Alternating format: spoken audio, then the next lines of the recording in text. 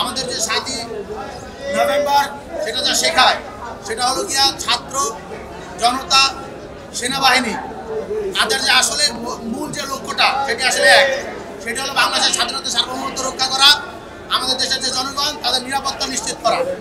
আমরা দেখতে পেয়েছি জুলাই পরবর্তী সময়ে বিভিন্ন গুজকুটি মহল সেনাবাহিনীকে এবং বাংলাদেশের জনতাকে মুখোমুখি দাঁড় করাতে চেয়েছে।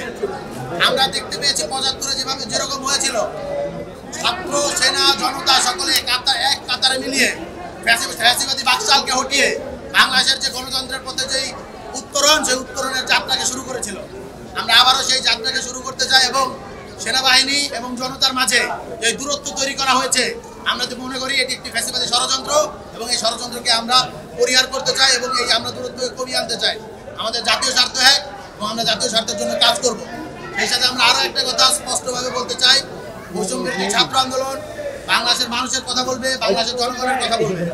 আমরা দেখতে পেয়েছি মেজর জিয়া গণভোট করেছিলেন এবং গণভোটের মধ্য দিয়ে তিনি জনগণের রায় নিয়েছিলেন এবং সেই রায়ের ভিত্তিতে বাংলাদেশে একটি গণতন্ত্র প্রতিষ্ঠিত হয়েছিল।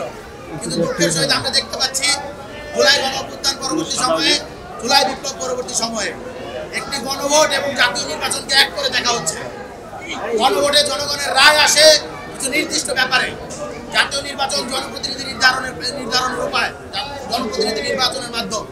দুটো আলাদা, দুটোকে আলাদা করে দেখতে হবে।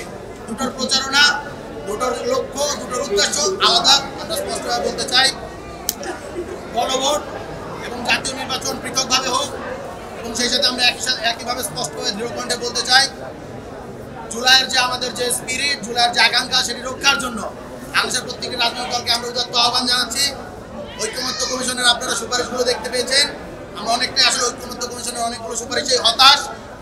আর সেখানের ভিতরে অধিকাংশ স্টেক হোল্ডাররাই ছিল না। আপনারা দেখতে পেয়েছেন সেখানে ছাত্র জনতার স্টেক ছিল না, সেখানে শহীদ পরিবাররা কথা বলতে পারেনি, সেখানে আহতদের কথা শোনা হয়নি। রাজনৈতিক দলগুলো সেখানে বসে একটি কুসুম আলোচনার টেবিল সাজিয়েছে, যার মধ্য দিয়ে বাংলাদেশের মানুষের আগামীর ইতিহাস রচনা হয়েছে, আগামীর ভাগ্য নির্ধারিত হচ্ছে। আমরা বলতে চাই আপনারা যারা জুলাইয়ের স্টেক হোল্ডার রয়েছে তাদের কথা শুনুন।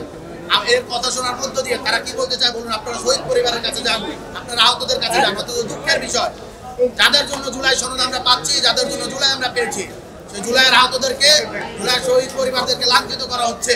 কখন কোথায়?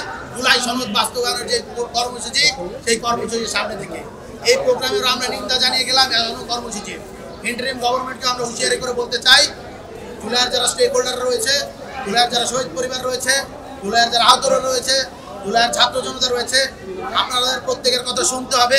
অন্যথায় আমরা কিভাবে কথা শোনাতে হয় সেইটা হাসিনার পরিণতি দেখে শিখে নেবেন। ইন্টারিম গভর্নমেন্টকে আমরা সেরকম বিরূপ প্রতিক্রিয়া ফেলতে চাই না, পরিস্থিতি ফেলতে চাই না। আমরা আপনাদেরকে সহযোগিতা করতে চাই।